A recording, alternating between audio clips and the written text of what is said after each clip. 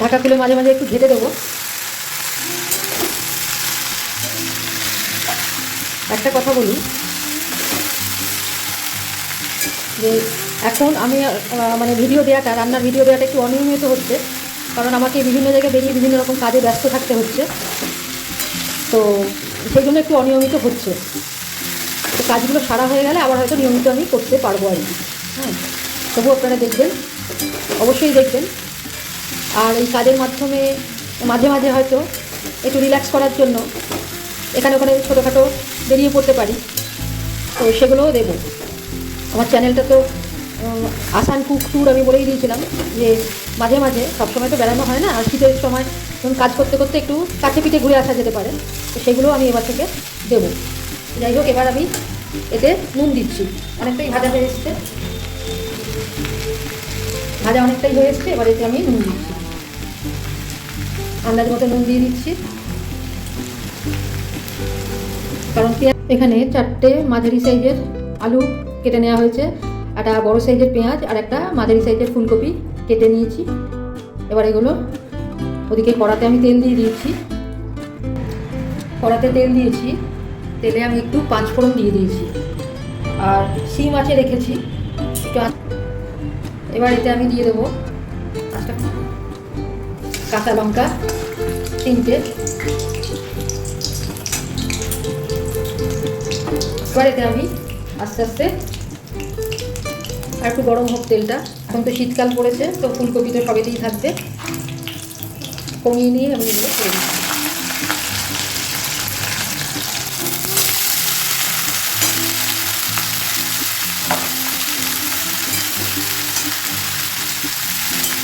আলুগুলো আমার কাঁচা আলুই আছে,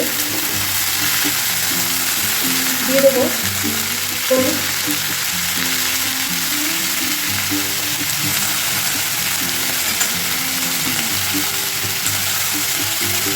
নুনটা আমি পরে দেবো, কারণ পেঁয়াজ আছে তো, নুন দিলে পরে সাথে সাথে পেঁয়াজ একদম গলে গিয়ে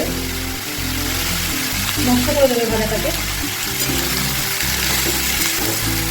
নুন পরে দিচ্ছি। এগুলো শীতের সকালে রুটি পরোটা খাওয়ার জন্য খুবই আইডিয়াল। যদি কারো ইচ্ছা হয় পেঁয়াজ স্কিপ করতে পারেন, কারো যদি ইচ্ছা হয় আলু ফুলকপির মধ্যে যে কোনো একটা, ফুলকপিটা থাকবে শীতের যেহেতু, সেই জন্য ফুলকপিটা অবশ্যই রাখবেন। আর পাঁচফোড়ন দিয়ে খেয়ে দেখবেন, মানে জেনারেলি ভাজা টাজাতে আমরা খুব একটা দিই না, মানে ফোড়ন দিই না। সাধারণ ফোড়নে একরকম টেস্ট, সাধারণ রান্নাতে ফোড়ন ছাড়া ভাজা রান্না, আর পাঁচফোড়ন দিয়ে করে দেখবেন এর অন্যরকম একটা টেস্ট আছে। আর কেউ যদি ইচ্ছা করেন এটা ভাজা ভাজা করে সামান্য একটু জল যদি দিয়ে দেন, তাহলে এটা একটা চচ্চড়ি মতো হয়ে যাবে। ব্যাস, এবার আমি এটা ঢাকা দিয়ে দেবো।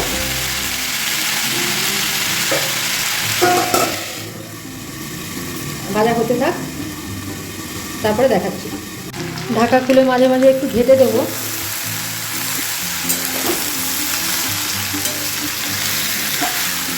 একটা কথা বলি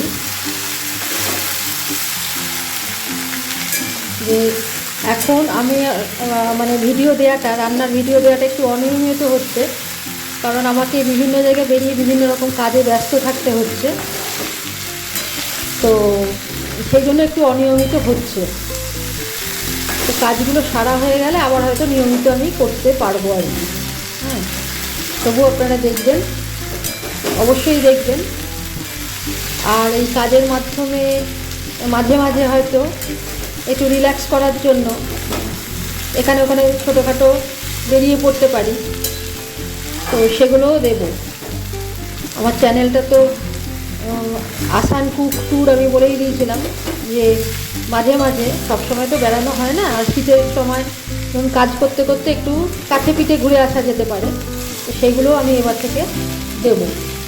যাই হোক, এবার আমি এতে নুন দিচ্ছি। অনেকটাই ভাজা হয়ে এসছে, ভাজা অনেকটাই হয়ে এসছে। এবার এতে আমি নুন দিচ্ছি, আন্দাজ মতো নুন দিয়ে দিচ্ছি। কারণ পেঁয়াজের জন্য, পেঁয়াজের একটা মিষ্টি ভাব আছে, আর ফুলকপিরও তাই, যার জন্য নুনটা কিন্তু একটু বেশিই লাগবে।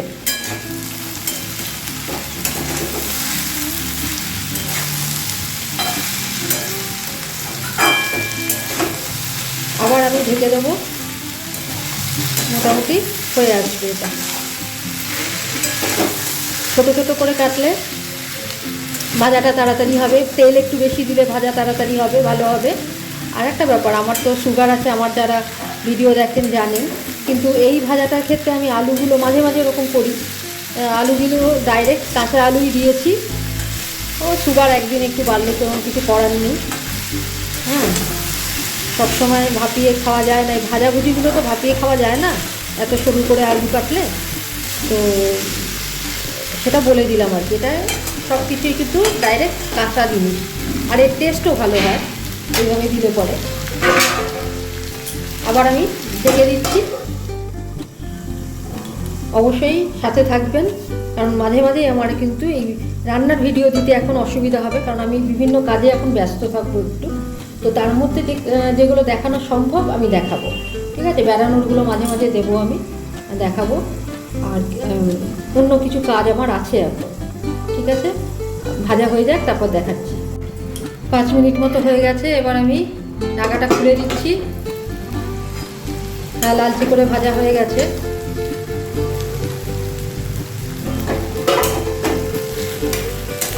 এবার আমি এটা নামিয়ে দেবো, ভাজা হয়ে গেছে।